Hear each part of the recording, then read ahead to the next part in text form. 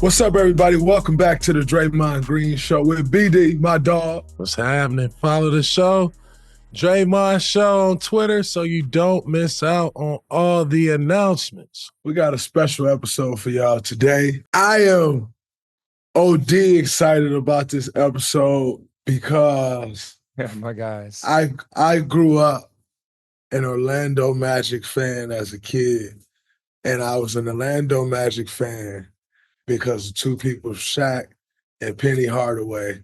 And my first jersey in my life was Shaq with the stripes. I had an Orlando Magic zip-up onesie. I had an Orlando Magic nightlight. And for me, this is a dream come true. We have a 14-year NBA veteran, 4-time NBA All-Star, 2-time NBA All-NBA first team, Olympic gold medalist, and the University of Memphis legend and head basketball coach, none other than the one and only Penny Hardaway. What's happening, OG? Man, what's happening, fellas, man? Hey, it's an honor, man, because I'm a fan of both. Obviously, I've been knowing BD longer, but Dre, huge fan, man. The way you approach the game, the way you play the game, your mental, not even the physical part of the game, but your mental is OD, bro. Just a huge fan, huge fan. Man, I appreciate that. That means a lot for me. Like I said, just for me being a fan of yours, and we gonna get into that this episode. When I heard the opportunity, they like, yo, what about having Penny on the show? I'm like, what? Like, it's crazy to me. So I just want you to understand, man, my love that I have for you, my appreciation for your career, for who you are as a person. I can't state that enough before we get started. No, I appreciate that. It's the same here, man. It's just one of those situations where just watching you just grow through the game, man, just from day one, honestly. And again, like I said, I've known BD way longer, but as far as what you said about me, it's the same, bro. I just every championship, every game, when I'm watching with my bigs, when I'm watching with any player, it's just pointing you out. That, we love Steph, we love Clay being there when KD came, all of that. But I'm like, Dre, man, you just got to watch him, man. You are the type of player that I enjoy playing with. I had Bo Outlaw. I had these guys that just would run through a wall and do whatever it took and just never really got the full credit. You're getting the credit you deserve, maybe more. You need more. But at the end of the day, what you bring every day, man, to pure basketball people is what we love to see. Amazing. Thank you. Man, and I have to echo, obviously my looking up to you, bro. I got an opportunity, I would say as a young kid when I was at UCLA to see you walk in the gym. And I would say just throughout my career, you always been a guide, you know what I mean? And, from what we saw in Orlando to the entertainment to just always how you carried yourself. And then for me being a young dude in the gym, like the way you baptized me in the game, that was a cold move. Man. You know what I mean? That was cold. that was cold because I picked you up full court. You know what I mean? You had the ball. We was at UCLA. I was like, oh, yeah, I'm about to pick him up. And, bro, when you looked at me, you was like, are you kidding me? You was like,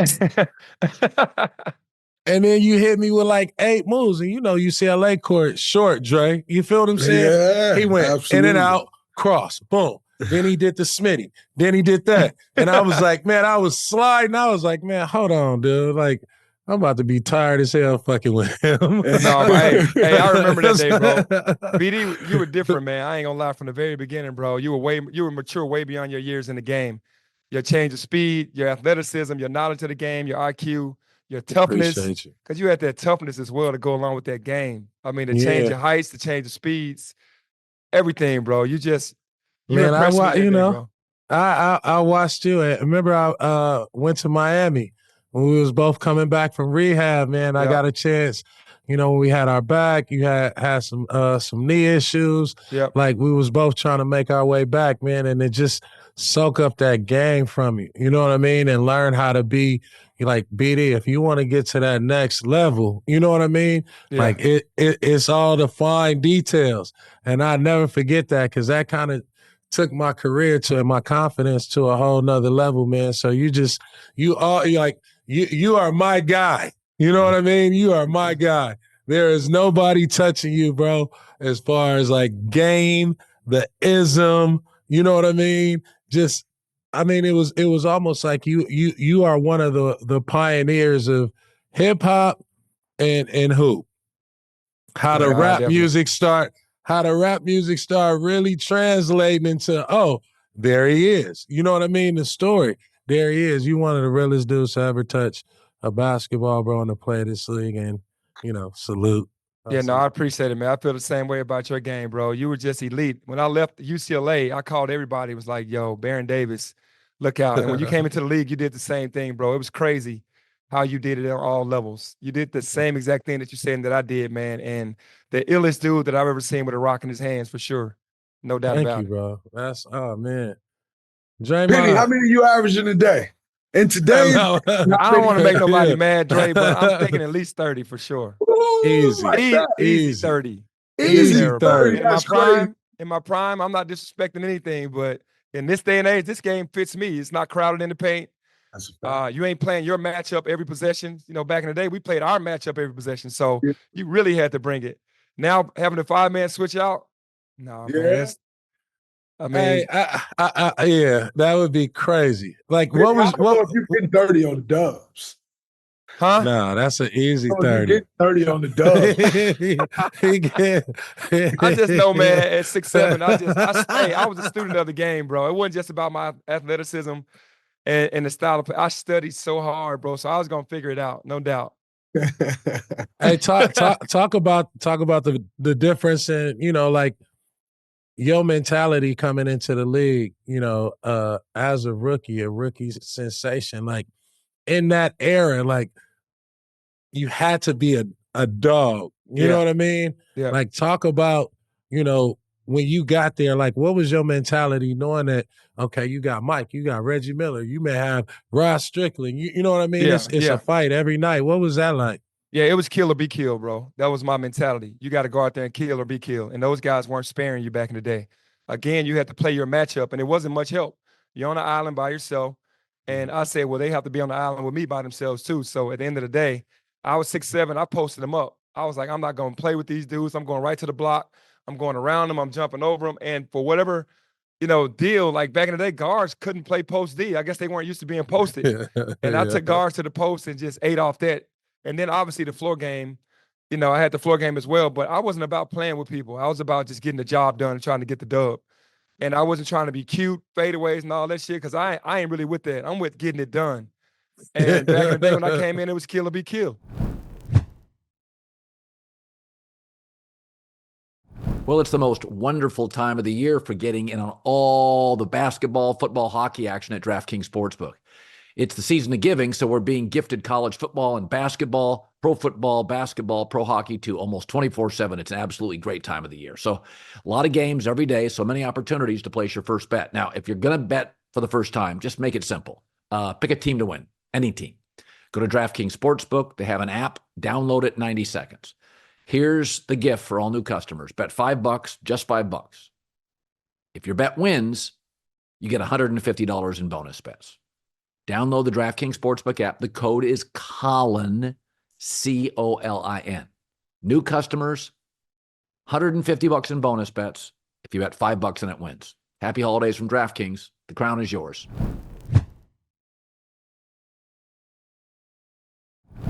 Ladies and gentlemen, I'd like to report a trade. Orlando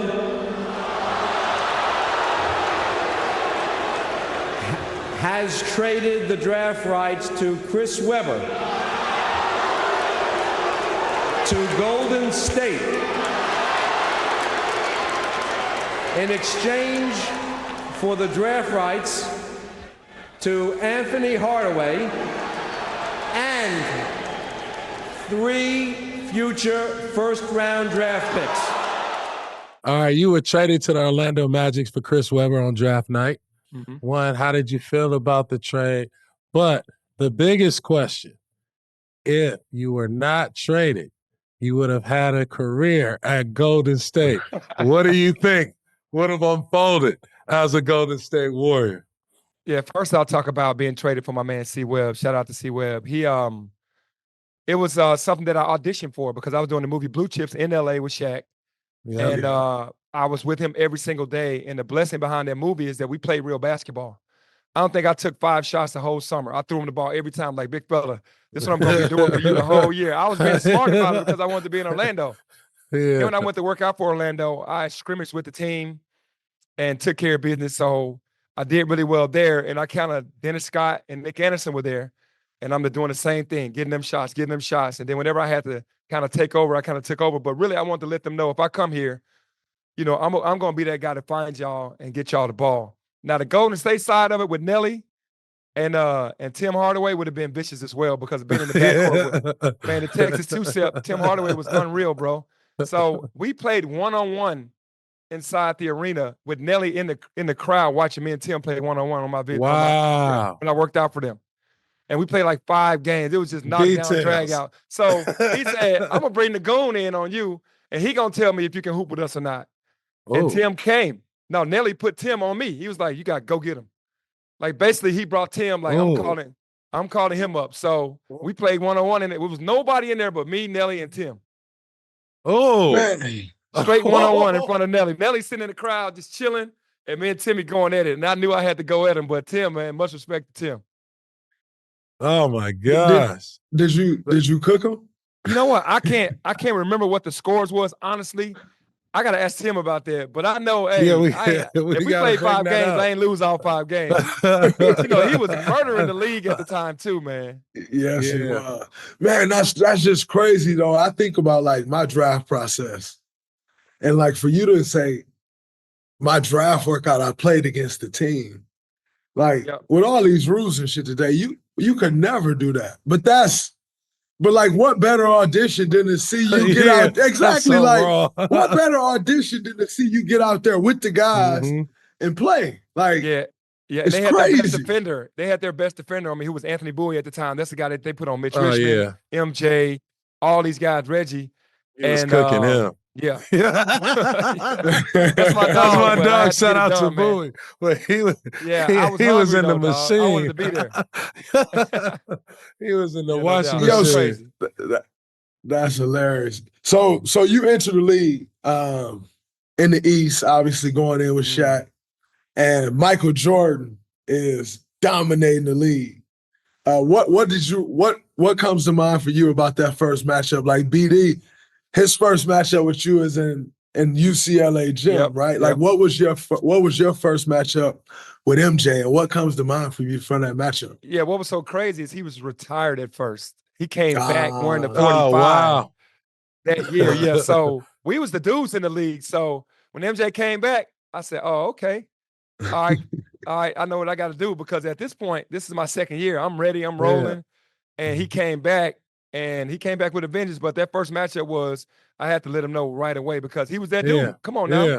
He was the dude. So I was like, all right, I took him right to the post, did what I normally did, and was trying to put fear in him, guarding me, because I knew what he was going to try to do to me on the other end. So I was trying to hit first. That's amazing, man. That's that was a battle. I mean, you know what I mean? Mike coming back 45. Like, when you saw Mike in 45, was you like, oh, he ain't in the 23? You know what I mean? So I didn't recognize the 45. I knew who that was. I was like, he's going to be a little rusty early.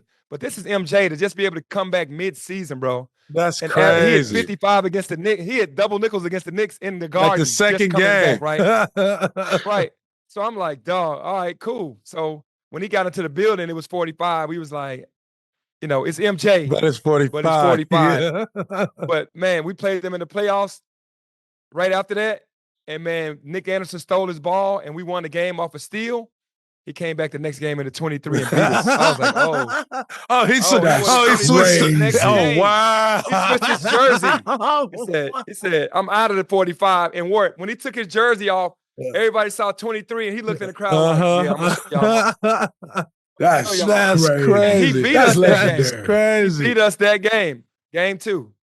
To even have the NBA approve that is crazy in itself, man. There wasn't no rules like that. And that's MJ. He didn't care what David Stern, rest in peace, was saying, bro. He was like, I'm rocking this. Oh, my God. Like, y'all got all these rules today? That's savage. None of that was going on back in the day, that's bro. Savage. In mid-series, he changed his number. Let me get back. That's insane. Y'all wind up getting them, though. They won game 2, and we went to Chicago and won games 3 and 4. Yeah, y'all wind up getting them. That was an epic moment. You know what I mean? I feel like that kind Yeah. of puts you in a whole nother stratosphere. Oh no, it did. Big Mike is what they call him in Chicago. When you beat Big Mike, Uh-huh. then you know you're doing something. Big Mike. Big Y'all, Mike. you played against MJ, you played against Cole, and I think you played against Bron, right? Against who? Bron. Yeah, I played Bron. Bron and I played against Magic. Yep. Wow. Yep. I played against That's Magic. insane. He came back for a couple games and then he went right back out. He didn't even stay. He came back during that season. So I got a chance to play against all those dudes, man. So tell me, like, those guys, a lot of people talk about those guys being in the GOAT conversation. How do you look at that? Like, what do you, if you say, this guy's the best or that guy's the best, how do you look at the whole GOAT conversation? Because I view it differently, right? Because LeBron got the numbers. Mm-hmm. You got MJ who had this innate way of just hitting 50 whenever he wanted and was crazy with it and winning championships, undefeated in finals. And then you had Kobe who mimicked MJ, who had IQ, who had toughness, and who had shot-making ability and won championships himself. So I put them in those categories. So LeBron is the numbers guy. He got the numbers. Like, that's the guy. You got to give him that. MJ, being a guy undefeated in the finals, a guy that was, first team all defense, I can't remember how many times. I mean, come on, man. That's the GOAT to me. For sure. And then Kobe being a fearless warrior and champion who mimicked his game after MJ.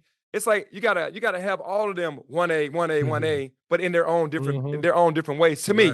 And I'm not being political on that because LeBron is a power forward pretty much. Kobe's two guard, MJ's two guard. But Kobe mimicked his game after MJ, and Kobe did a hell of a job mimicking that dude. He did. Kobe did He was a dog. He did a Rest in peace to Kobe. He did It's crazy. hell of a job carbon copying MJ. That's a fact. It's like that. It's almost like you're trying to carbon copy the impossible.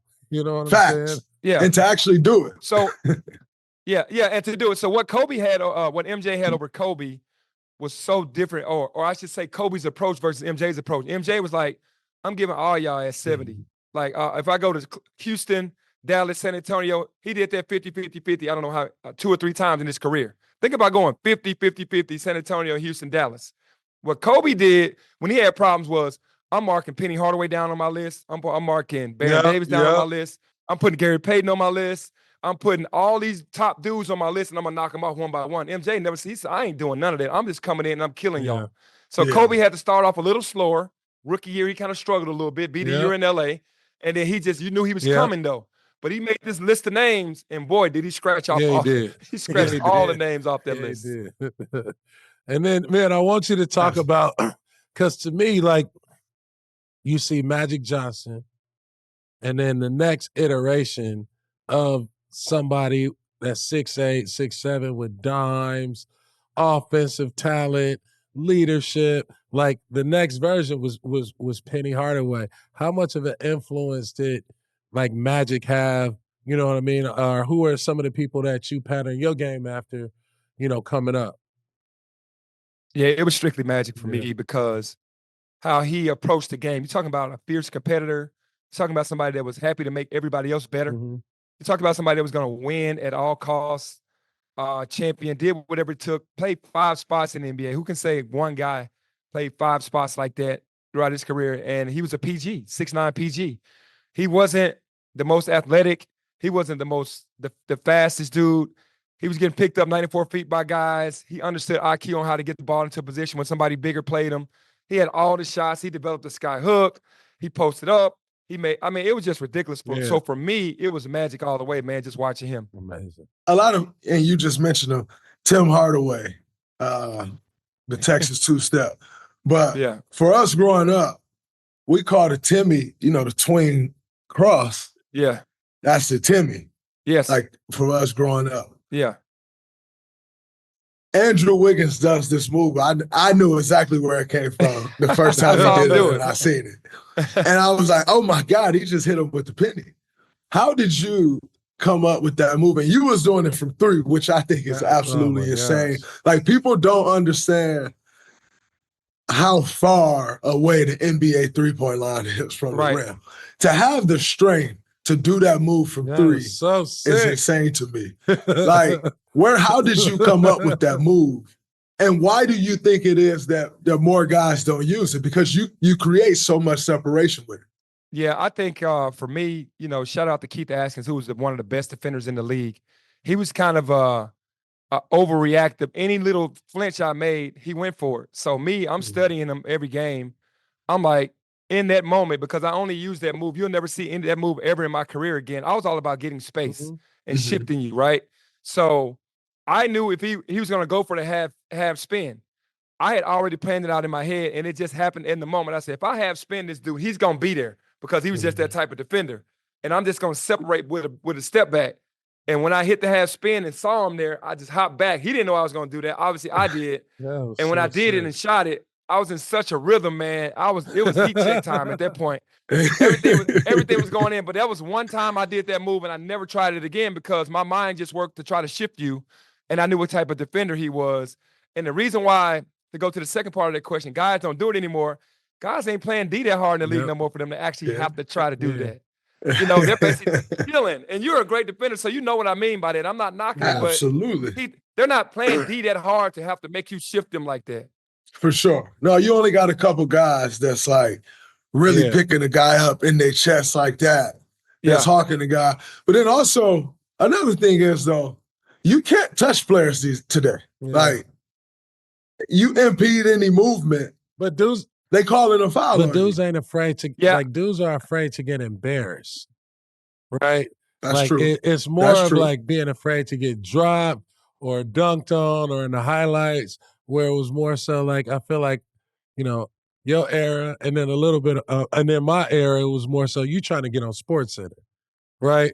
Yeah. So, I just feel like it's just a difference. Like, dudes are nervous.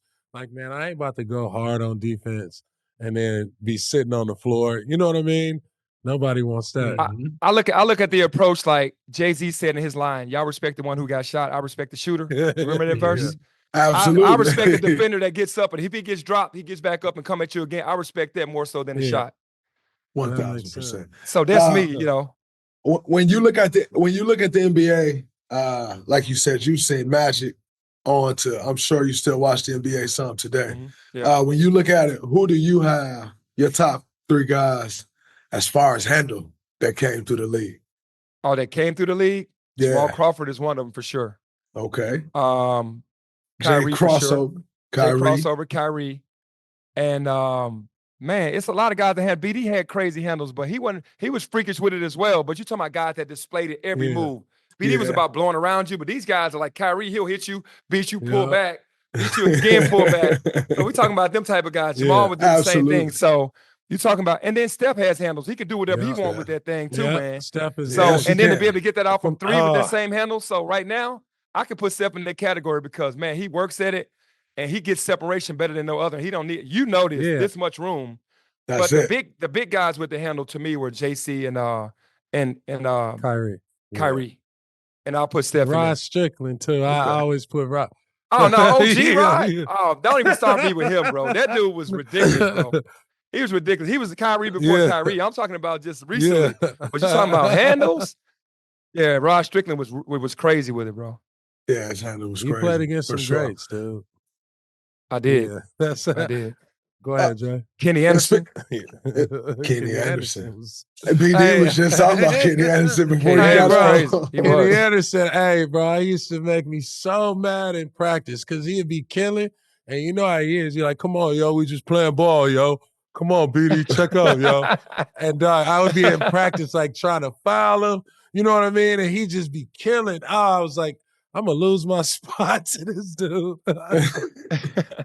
Yeah, no. Shout out to Kenny Anderson. Well, speaking of the greats, though, that one debate that comes up all the time is the 96 Olympic team was better than the 92 Dream Team. Where do you stand as far as those teams go? Obviously, you were a part of the 96 team, but, you know, and seeing how those two teams went about. Yeah, Like, no, all our idols are on 92, bro. We bound Yeah. out to 92. Now, you got to, bro. You got to show love and respect to 92.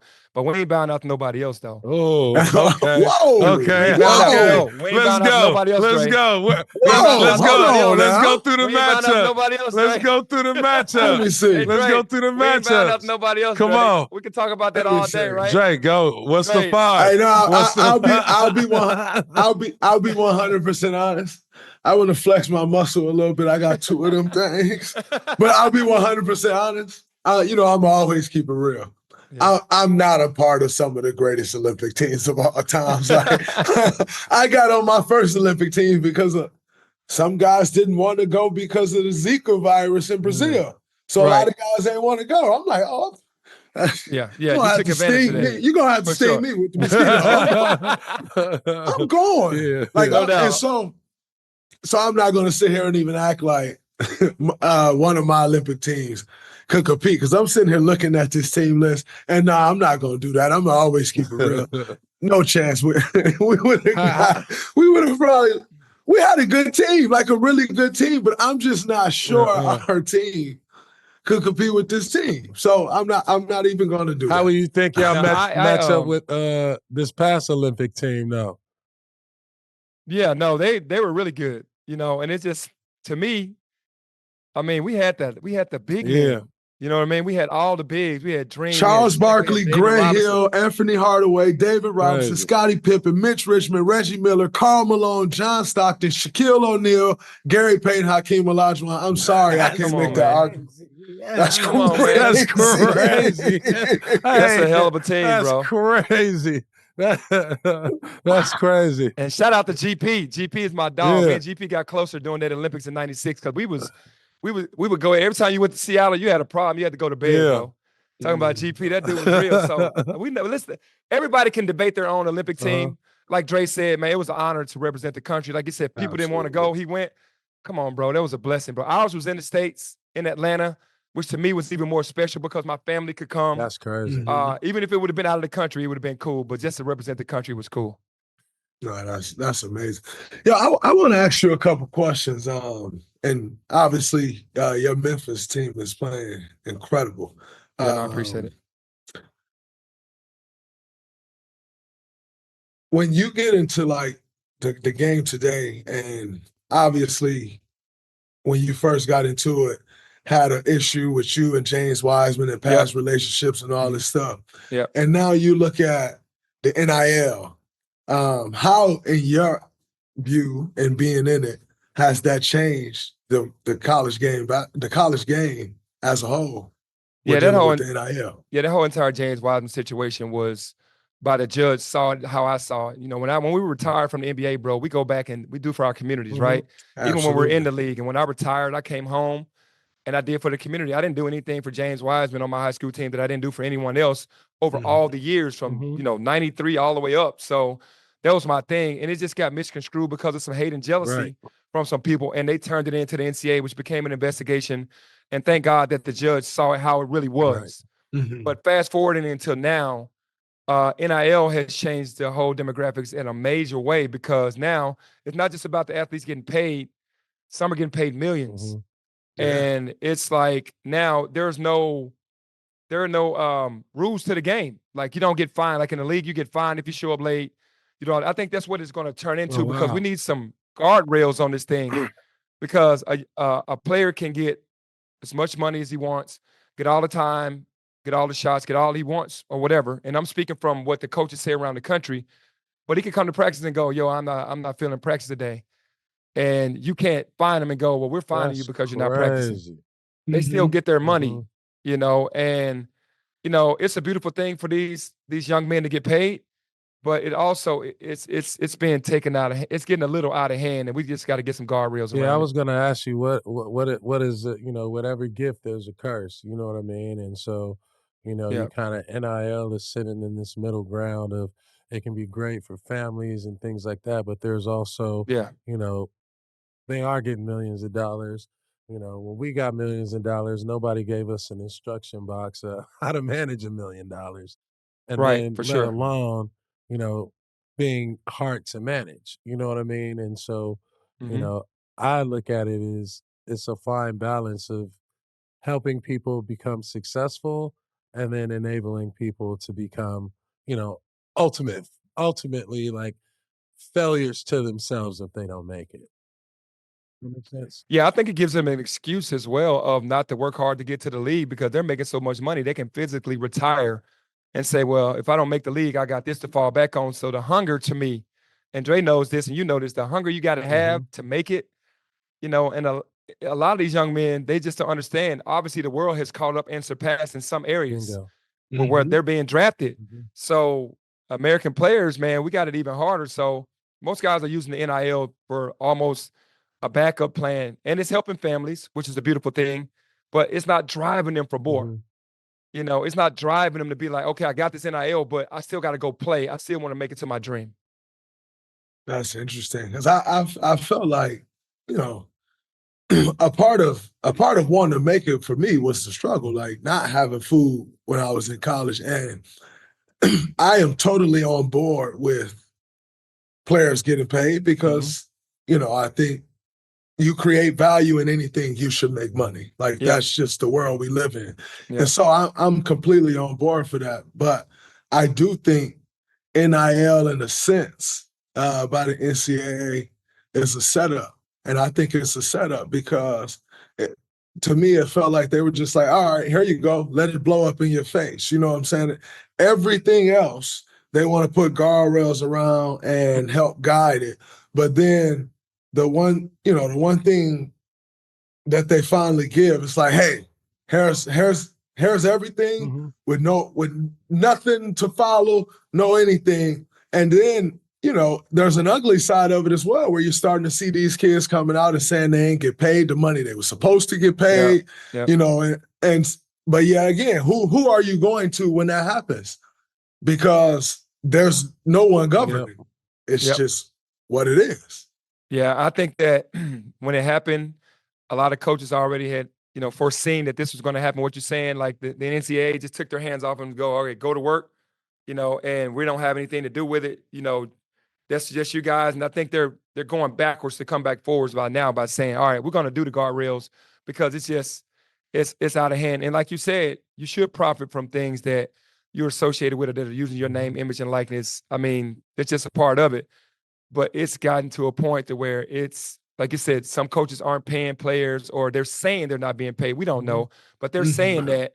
And it's not incentive-based. It's just basically like it's yours. If you're making $1 million, you're going to get your entire $1 million. And if you average 7 points and 3 rebounds, you're still going to get your $1 million.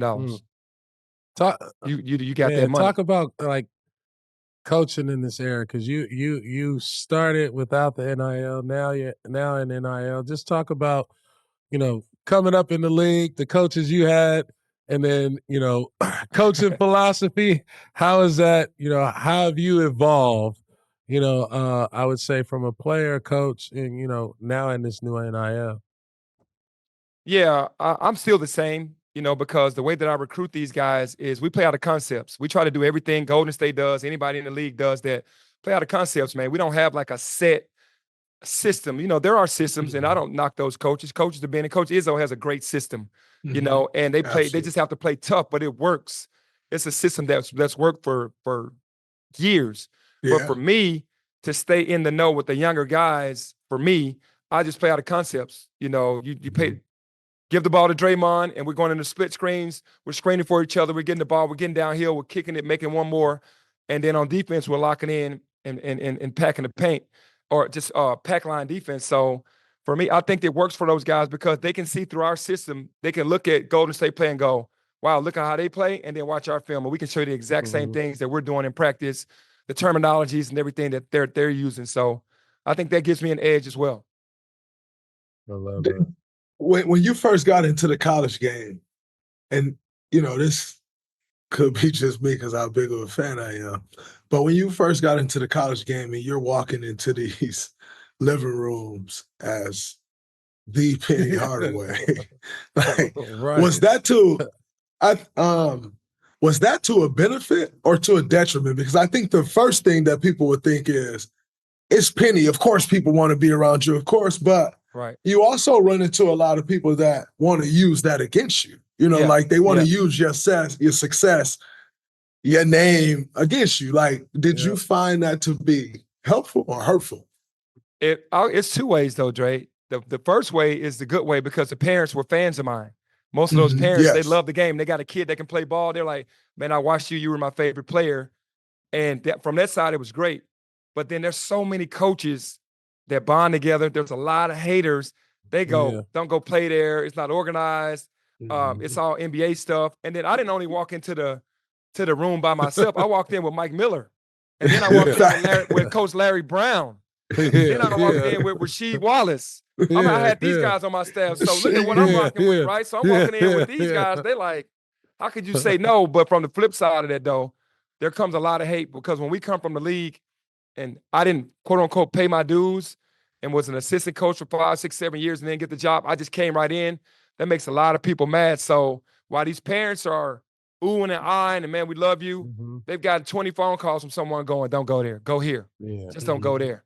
So there's so many people hating for young men not to come to me because they know the success that I'm going to have and that they're going to have. 1,000%. I love it. I love it. Talk your shit, OG. I love it, man. That's it, though. A quarter of the NBA season is done, and you don't want to miss the hype atmosphere of watching basketball games live. The sound from the court and the feel of the crowd. My first NBA game I ever attended at the Palace of Auburn Hills, checking out the Detroit Pistons. I'll never forget it. They were playing against the Orlando Magic. I went with the Civitan Recreation Center. It was like a field trip. And we sat way in the nosebleeds. But for me, that was an incredible experience, just seeing NBA guys live and on the court. It's like you have that dream of making it, and then knowing that they were real people. It's like, oh, man, like, wow, I could possibly be that. And Game Time has a new feature called Game Time Picks that makes getting tickets to see your favorite teams play live even easier. Game Time Picks filters out the fluff to show you only incredible deals on great seats, so you don't have to waste your time searching through thousands of tickets. Man, I'm looking at the app right now and looking at tickets for the Clippers-Warrior game later this month under Customize Your Spot. I really like the all-in pricing because it shows how much I'm going to have to pay and also the Game Time ticket coverage that covers my purchase with the most flexible customer service policy in the ticketing industry because you know I'm a busy man, so I might not make it. Take the guesswork out of buying tickets with Game Time Picks. Download the Game Time app, create an account, and use code GREEN, GREEN, for $20 off your first purchase. Terms apply. Again, create an account and redeem code GREEN for $20 off. Download Game Time today. What time is it? Game time. Game time. Going back to the Olympics, right? Because I always wanted to ask this, right? You come off an Olympic gold, right? Summertime, celebrating the gold, and then Shaq leaves the Magic for the Lakers. Bro, worst day of my life right there. I ain't gonna lie. I knew the magnitude of that, bro. But here's the thing, though, that was so crazy. Shaq never told me he was leaving. Ouch. Wow. You know how you get into the Dre knows this, like all of the international media was in there in our interview with the entire team. We're on a panel and they're asking each one of us questions. And one guy goes, how does it feel not to have Shaq as a teammate? I looked around, Grant Hill right here, Gary Payton. I was like, looked at Charles Barkley. I'm like, if that happens, then that will be devastating. That's exactly what I said. And they was like, no, like, He's about to sign a multi-year deal with the Lakers. I was like, well, if that's the case, then, you know, I wish him well. And then Shaq came to my room either that day or the next day, knocked on my door, bro, and was like, bro, I'm sorry. I should have told you, bro. I was done. It killed me, bro. It killed me. But I'm going to tell you what happened. All of like the entertainers in LA, Jerry West, rest in peace, was so smart. He knew Shaq wanted to be in movies. He knew Shaq wanted that. He brought him to LA. You know, LA is beautiful. Even though Orlando is a family town, LA is different. Yes, and when Shaq went there and they did everything. They threw everything at him. He forgot my name. He was like, what about Penny? He was like, who? He was like, who?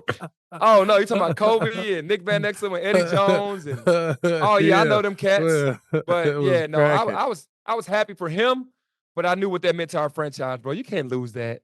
You Uh, can't. No, Can't. no, Oh, that But the was thing that tough. was so bad about that was the local media would always like poke the bear, meaning like Shaq can't shoot free throws, we'll never win a championship. The fans say Shaq doesn't deserve all the money he's getting because he can't make free throws. They were doing that to him. And I was like, Uh, what are y'all doing? that's y'all Like, stupid. crazy. dude, come on, y'all crazy? And I think Yep. Shaq got a little bit of that in there along with going to LA, but I didn't know, BD. I was in the conference like, That's I didn't know. crazy. That's crazy, man. Wow.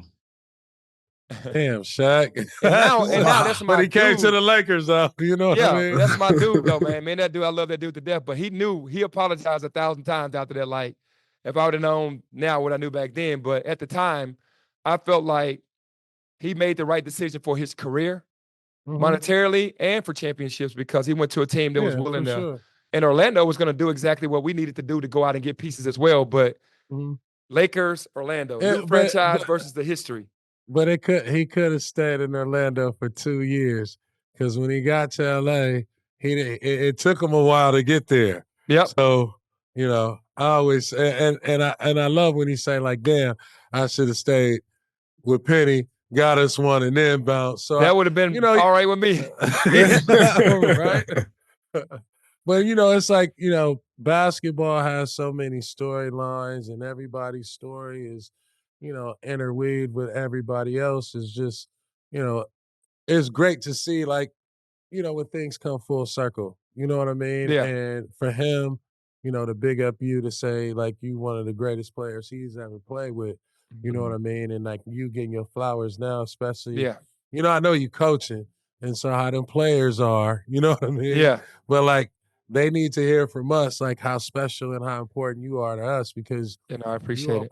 you open the floodgates to like, oh, I can get out here and wiggle. Oh, basketball is entertainment. You know what I mean? But there's a style to this killer. You know what I mean? Yeah, And I for think sure. that that motivated me. That motivated a whole generation of people, man. So, I just always look at like your storyline, even with the knee injuries, with my knee injuries, and I say, man, there's so many parallels. Mhm. But to be able to like share that moment with you, you know what I mean? Like for me, I know it was hard, but for you, like just share a little bit about, overcoming injuries, you know what I mean? Yeah. Yeah. What would have been, because I always think about that shit too. Like, Yeah, damn, come on. dog, like how tell me what would have been, man. Like, Yeah, what do you it's crazy, man. Me healthy, I just know I could have did like way more damage. I wasn't a selfish player, but I just got it done, in my way, and I wanted to win. And I would have not having any injuries, it would have been crazy. It definitely Right. would have been crazy. And the same thing with you, bro. And the same thing with Dre. Dre didn't have the injuries we had. He's been like you were Yes. just talking about people looking up to us. Mhm. Back in the day, guys didn't really look up to defenders like that. But when Golden State was rolling and Yeah. Dre was a huge part of that, I'm hearing guys in the gym going, I want to be Draymond, coach. I don't need to Yep. shoot. And he set a standard outside of defenders and guys that hustle and Mhm. scrap. And then this year, the three-point shooting and just working on this game and constantly going, okay, I don't have to shoot threes. I'm still going to win. But now I'm going to show y'all I can add something else to my game. So for all of us in our own way, touching lives, man, when people see Dre and see you, BD, and see me, they light up because they can Yep. identify success to us. They can identify Yes. hard work to us. They can identify being a great teammate, being somebody that respected the game and just wanted to ultimately win. And it didn't Yep. matter what it took. So for me, not being injured, man, I would have been the best teammate. I feel like I would have been one of the best winners because I would have did whatever it took to take the back seat to anybody that I played with to go and Yep. get that ring, man. It wouldn't have been no ego Yeah. with me. If Yep. we would have brought in younger players and I was in my prime wanting to win a championship, you had no fuss out of me, bro. It would have just been, let's win. And I wanted to win. And I hate that I didn't because watching the guys that have won, man, it's like watching them celebrate, bro. It just takes you back to be like, man, I just Yeah. wish I had that moment. I wish I had that moment, Yeah. man, all the time.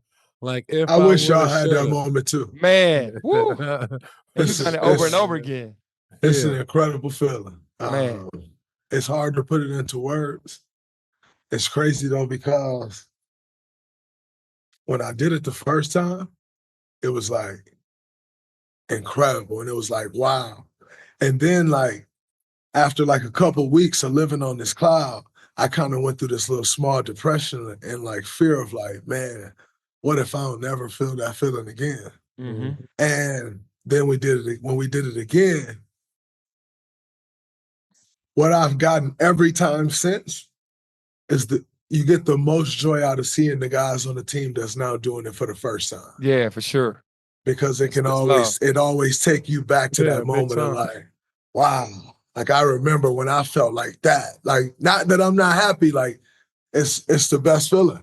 But I know that joy right there is different, because when you do it for that first time, it's nothing like it.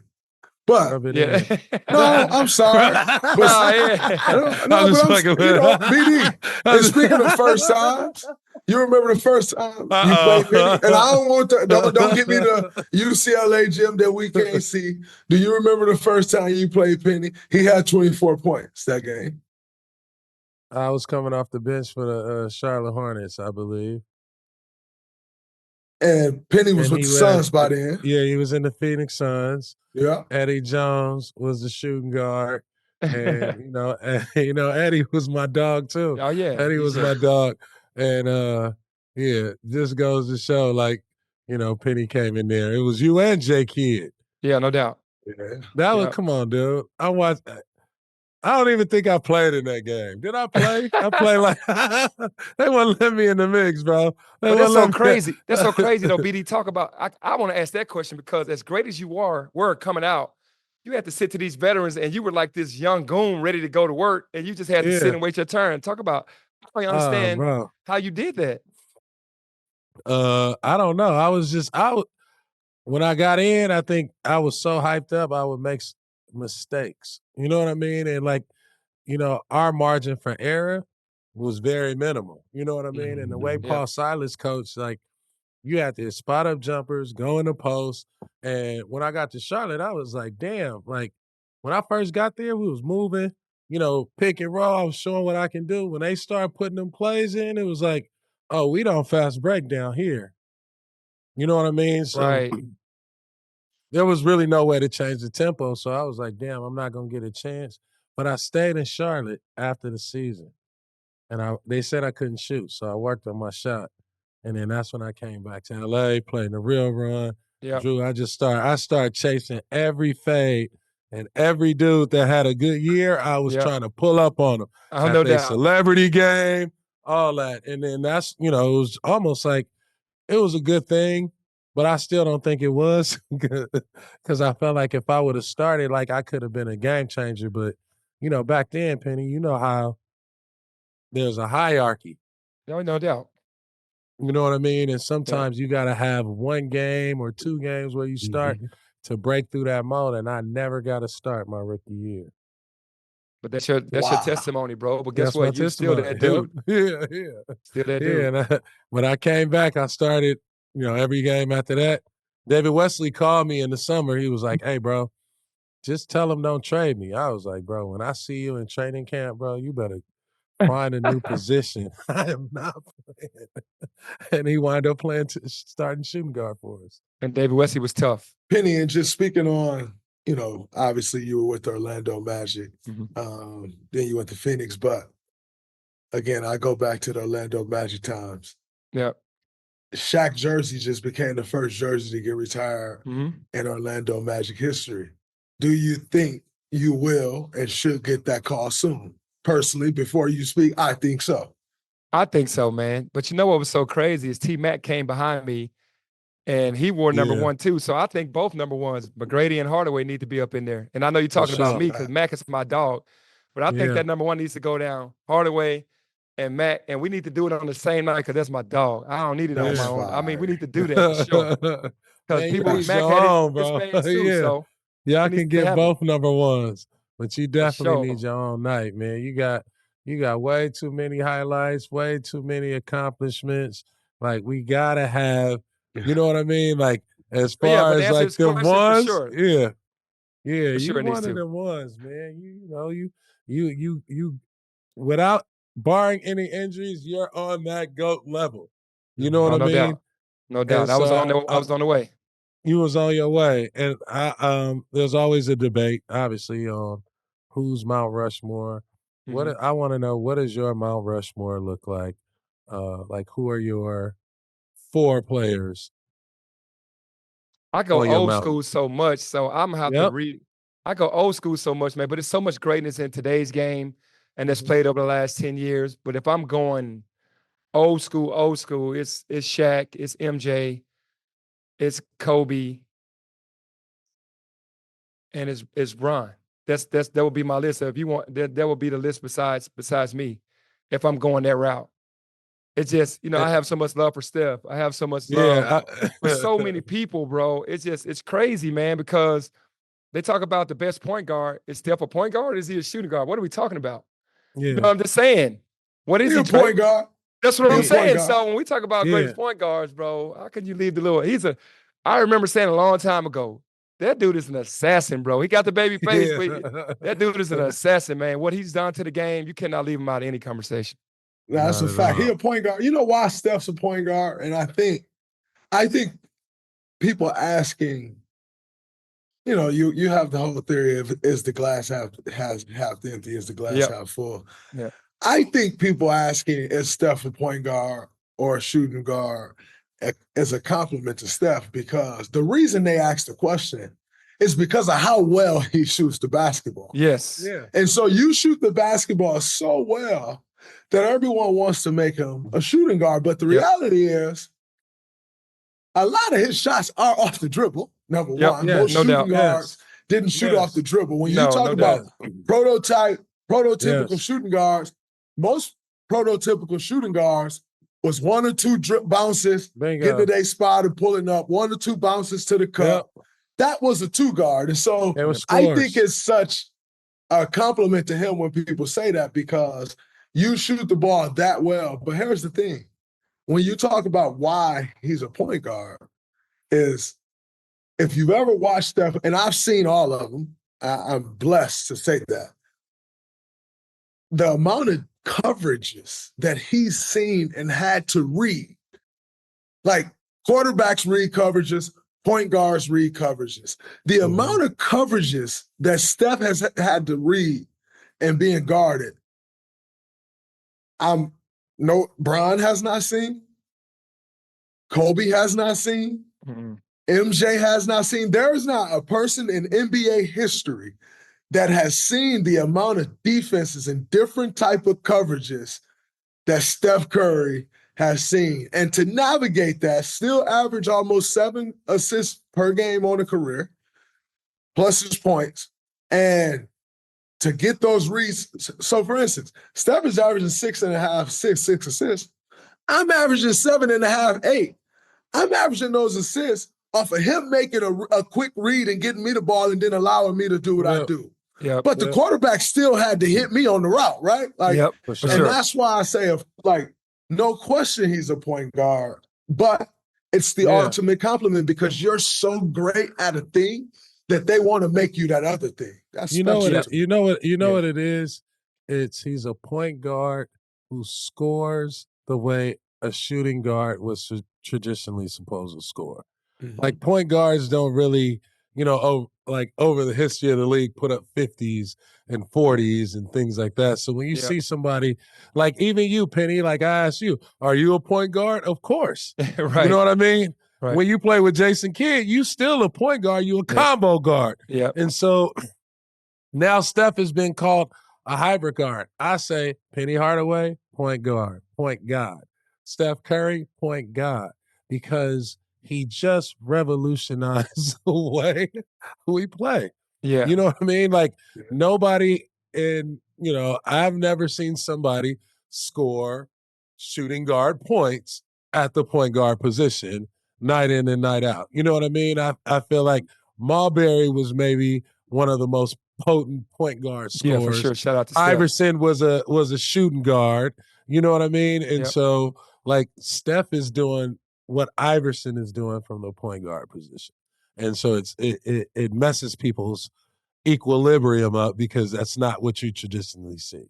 Yeah, and it's like Dre said, Iverson saw man-to-man coverage, he saw double teams, But it's like he said, Steph has seen every coverage imaginable. But his IQ, along with Dre's IQ, and the way that Steve has the offense flowing, if we can give him that credit, Absolutely. that marries everything together in the perfect form for how he plays the game. And then most of his shots are coming from him screening, him slipping the screen, him getting the dribble handoff, him throwing it and zooming it and chasing it and getting the shot and being able to make those shots while making those decisions.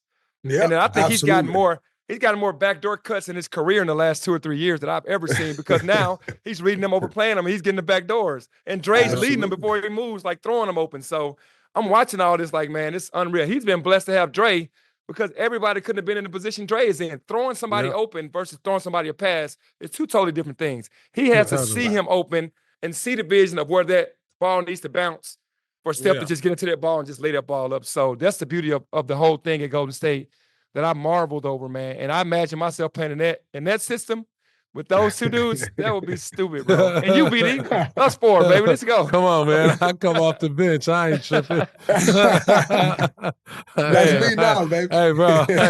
I am not tripping. Let me come off the bench. You know what I mean? Yes, sir. No, that's fire.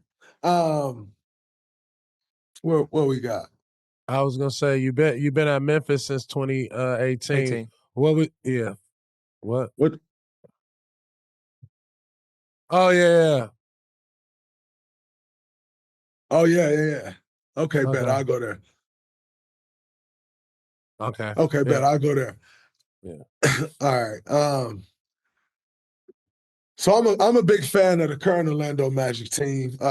It's crazy because if you go back and date these podcasts, during the draft year of Paolo Banchero, everybody was saying Jabari Smith Jr.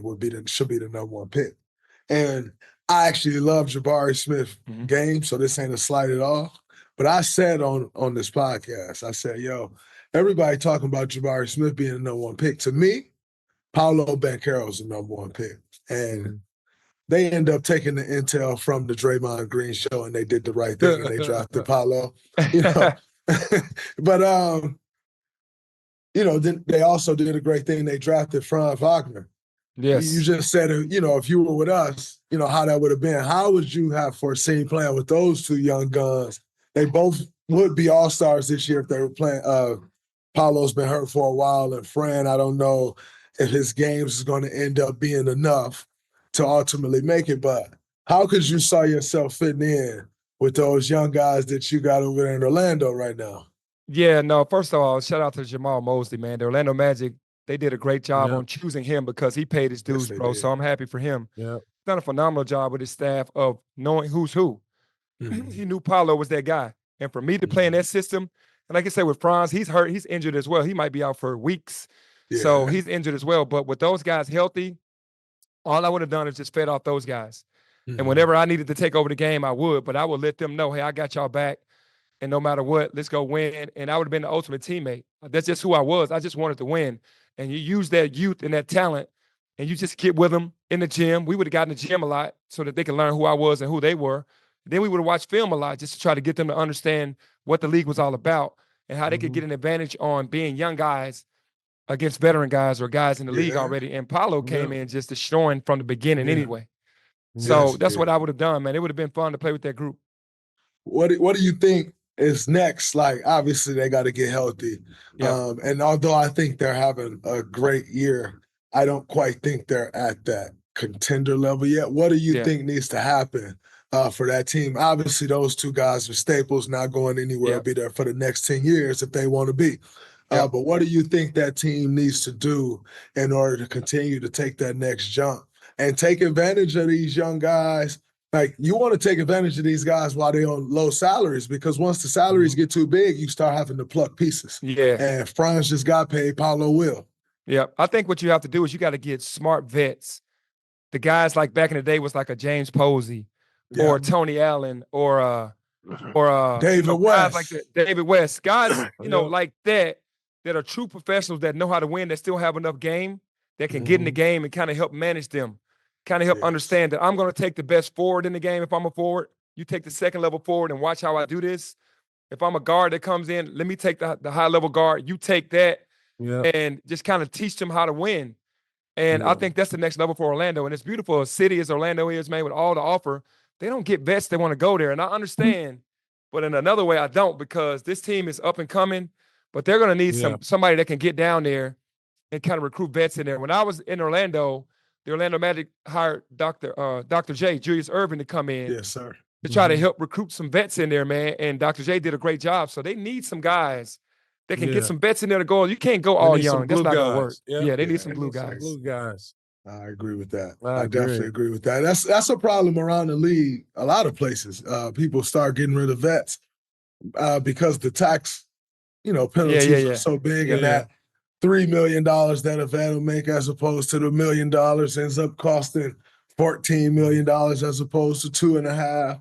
And people start getting rid of vets, but I think the effect that it has on these organizations, like, you can say that $14 million if you want to, and don't get me wrong, $14 million is a lot of money, but in the grand scheme of these teams, you can try to say that $14 million if you want to, but your young guys end up turning into guys that never learn how to do it on their own. They have to then go get with somebody else because they didn't have a vet to show them how to do it, right? So then they go get the game, and then it's like, oh, I got the game now. All right, but you kind of miss your window. You know what I'm saying? Like, Steph is Steph because he was able to push through that window when he got the opportunity in year 5, and like, you start looking at guys who did it and pushed through their windows. They probably had some great vets around. Like, we had incredible vets. So when I speak of Steph, we had Bogut was great. D. Lee. But we had Jared Jack come through there. We had Jermaine O'Neal come through there. We had Richard Jefferson come. Like, we had great vets come through there. Then David West came in, and even though we had won championships there, we were still young, so we would still get wild. D. West, Andre come in the game. They settled the game down. Like, we needed that. Although we had won championship before, it was like, we know how to win and we got the skill, but we needed those young. We come out there, me and Steph be fucking throwing it out of bounds. I throw it over here thinking he going that way. He just ran the other way. Like, but, to your point of passing them open, sometimes that happens, and they come in and it's like, all right, now here we go. And these teams don't have that. And it's a problem. Yeah, that hurts me deeply, man. Watching, I was at an Aces game this summer, and I was sitting next to John Wall. That just doesn't sit well with me, bro. I know what happened in Washington, bro, but this man can help a team just for that main reason. Long as the veterans understand when you come in there what it's all about, I think that he deserved it. What if he was in Orlando to try to help out those young guards? I'm just saying, I'm just giving names, man. It's just, to me, they're just not the veterans. It's a lot of knowledge, man. It's like, you need the knowledge. When you got when you got the knowledge, the story, it's relatable. Sometimes you just can't relate to that young coach who just got out of college, just want to, watch film and get rebounds for you. You need somebody that got stories or can watch the film and tell you what's coming or how you fit in, or no, you ain't that. You are more like this. You know what I mean? And so having that insight, you kind of lose that, with the vet, with not having the vet in the room. And so that young dude, he don't develop. He wind up getting traded.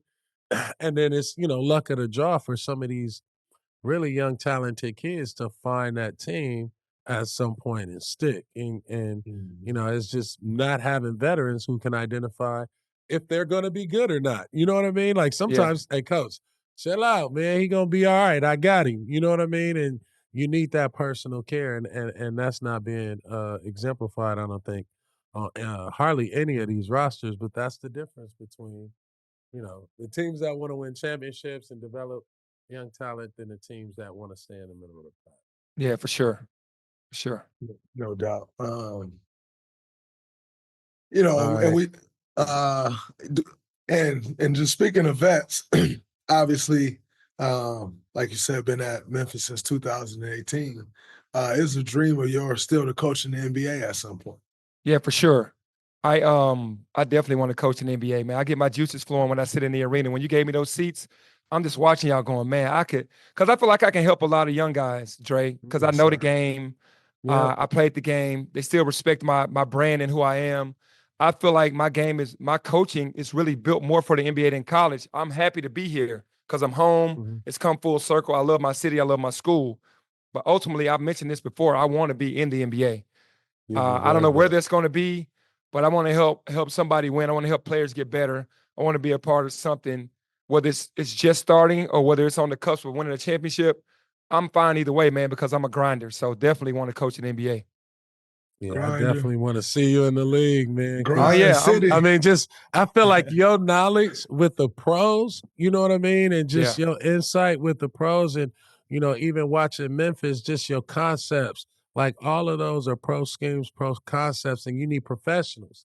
You know what I mean? And it's like, man, if you can work with the talent, you know, professional, high level talent and get into their psyche and give them what you got, like, that's what the league needs. You know what I mean? And these coaches that have been there, coaches who have played, you know, and coaches who have paid their dues that's been around these young kids. But someone like you who got endless amount of stories and you lived it. You know what I'm saying? You like you are really about this life. I would love to see that, you know, with top tier talent. You know what I mean? I just think it's about building a relationship with the guys because when I get there, because I'm going to be there, it's just about building a relationship with the young studs like Apollo and those guys, you know, and it's something that I enjoy, man. I'm a gym rat. I'm a ball guy. I live in the gym. I love the gym. I told that to the Orlando Magic a couple years ago. I am a gym rat, bro. I love it. Like a Kaminga. You know, those guys, man, it's just to watch film, to talk to them every day, to be a part of their lives. All these guys that have the ability to go to that next level that a franchise is waiting on. I said this to a GM a couple years ago. That's a good friend of mine. I was like, man, whenever I come, I'm coming hard because I'll be excited. It'll be like being a rookie to me all over again because I would be as coaching, but I'll bring so much to the table with those guys. So I'm from Saginaw, Michigan, and I've always heard stories about, I don't know the history, but I know at one point your agent was from Saginaw, Michigan. Yeah, the Poston brothers. Absolutely. And I've always heard these stories about, and then I try to incorporate it with my own knowledge and my own experiences. I know in signing with Nike, for most guys, Nike owns the logo that then goes on your shoe. I was always told that you, through your agent, y'all came up with the idea of the 1 cent logo and that you owned your own logo. And then I want to say, is that true? And if so, what was the idea behind that? Because that 1 cent penny logo is legendary. I'm going to be very honest. Nike owns 1% more than me. They own the logo, but it's like I'm right there. So it's not like I own my own logo. I wish, and I was talking about this to my agents some years ago, because MJ, the way he gets it done, I was like, man, I should have tried to get my own logo and own the logo. But Nike's so smart. They've been a blessing to me, bro. You know how Nike is, man. It's a first class all the way. Still making my shoes, but I wish I owned my own logo. But I own them. I own a lot of it, a large percentage of it. But it's just a marriage that to me that just fits, man, because they put me on the map, you know, along with my game, and they pumped me out there, and they did what they had to do. So that I wish your story was true. But it's still, you know, I own a large majority. I don't own the entire logo. That's incredible. I love Nike, man. I gotta ask about Lil Penny since we on the 1 cent. You know what I mean? Lil Penny was crazy, man. It was this advertising agency that worked for Nike called Wyden and Kennedy. And man, they came up, Stacey Wall is the guy's name. They came up with the alter ego because I was just a silent assassin. And Lil Penny he was the shit talker. He was the guy that was Penny about to bust your ass tonight. He gonna bust your, he ain't gonna say it, but I'm gonna tell you. My man's about to bust you up. So that worked out, man. And to me, it was comedy because it was Chris Rock. And I heard that they went after Martin Lawrence back in the day. I heard that they went after Damon Wayans, maybe even Will Smith, maybe, you know, those guys. But when Chris Rock wasn't the Chris Rock at the time, he took it. And I think it's not a better voice for that character, man. He took it to another level. Oh, man, he made it feel like that was like your real homeboy. You know what I mean? Like we felt like Lil Penny was like, hey, man, that got to be his partner. he got to be made off of like one of your best friends and like, Yeah. hey, shut up, homie. Hey, be quiet. That character is, I mean, utterly iconic. You know, me as a, you know, entertainer, a writer, a creator, man, I look at that Lil Penny as a reference for, you know, a lot of things that, you know, I do creatively. But I mean, as far as like the dynamic, that shit was Oh man, they did a crazy, dude. phenomenal job, bro. Phenomenal, man. The pool party, dog. Oh. It was- The Super Bowl party, the pool party, Tyra Banks, the whole deal. The Tyra Banks, that was crazy. crazy. Yeah, it was crazy, bro. No, Shout out to Nike, man. Phil Knight, my Yeah. guy. That's legendary, man. Top 5 point guards ever. We like a good list. Top 5 Bro, point guards write ever. this one down. Bro, I'm starting with Magic because that's my guy. Uh-huh. I'm putting Steph in there for sure. Okay. It's tough for me, It man, get because there's tough. so many Yeah, dudes. it get tough. It's so many I'm gonna throw my boy guys. GP in there because he played both sides of it. I'm going Yep. GP. Yep. Gary Payton. Okay. Absolutely. Absolutely. You gotta put J Kidd in there. J Kidd. Absolutely. J Kidd. It get tough, man. It get real tough. it's And I got so many guys, man. Like, Yeah. You got Man. CP, you got John Stockton, you got Steve Nash. Steve Nash, You got I'm thinking who about all the else is dream missing? teams here. Man, I might go. Steph, Magic, Gary Payton, Jason Kidd. Penny. Oh, I know I'm in that 5, but I'm just saying the other person. Okay, And then me. I'll okay. just say in me. That's where I'm gonna leave it. Okay, done. what- Done. that's what There I'm you doing. go. That way we can There you leave it there. go. But I'm not I slighting love anybody that. else because I'm a huge fan of a lot of people, bro. Mhm. All those No, no guys, doubt. Stockton and all those guys. But you know, you got to have someone that you know you like more than others. And those are my guys. Those guys that I named. So, and they were all legends. They're all legends. Yeah. No, for sure. 1,000%. I mean, the reality is it's hard to make a list, man. It's the NBA. It's the greatest hard. players ever. Like, It's hard. it's never going to be easy to make a list, and someone's Totally. always going to be left off of somebody else's list. That's just the way it is. Yeah, because I know I'm Yeah. off a lot of guys' lists. They're naming their guys, so it is what it is. But I know they still Yeah. respected my game, so it's all good. Last one before we get out of here. What do you see for your Memphis basketball team achieving this year? Y'all off to an incredible start. Starting up conference play. Yeah. What do you foresee for this group that you currently have? Yeah, I got a special group of guys, man. Obviously, making the NCAA tournament is the number one thing. And when you get in the tournament, you know that anything can happen. I'm the guy in my 7th year now. I've gotten so much more wiser about how I see things. I want to be the best team playing in March. Yeah. You know, I've never really said that. I've said I want to make the NCAA tournament. We want to win a championship. But I've learned to continue to grow every single day. And once you get in, you have as great a chance to beat anybody on any given night. So I give us a chance against anybody on any given night when you have one day in between, you know. So for me, making the tournament, staying healthy, and then growing every single day and being the best team in March, we can make some noise. Amazing. OG, we appreciate you, man. Hey, I appreciate y'all too, man. Appreciate Team you, success. man. For Absolutely. sure. Legend, man. You're a Likewise. god, man. point Love y'all guard. boys, man. Appreciate Love it. you, bro. Love you, man. Appreciate We you, big appreciate bro. you so much. Yes, sir. Yes, sir.